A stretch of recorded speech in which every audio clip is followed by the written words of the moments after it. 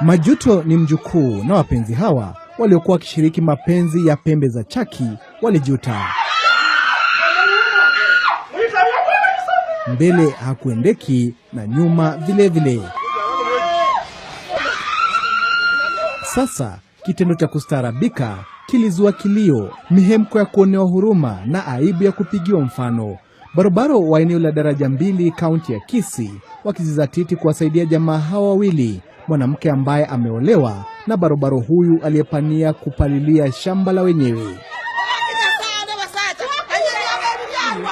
Alikuja akaniambia naenda shopping kununua vitu za duka. Nampea pesa kila wakati. Nambembeleza kwa uzevi na ananiona mzee sasa, naona hata kama sina chochote.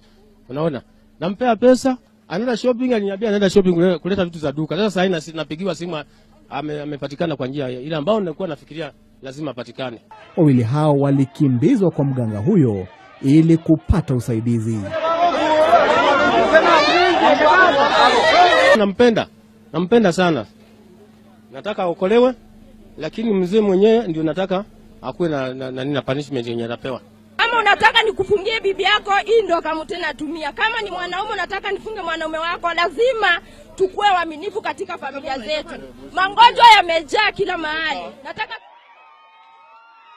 Wenyeji nao wakiwakashifu wake na waume walio na mate ya fisi, ambao kiu yao ya kushiriki uroda inaishia kuwa majuto chungu nzima.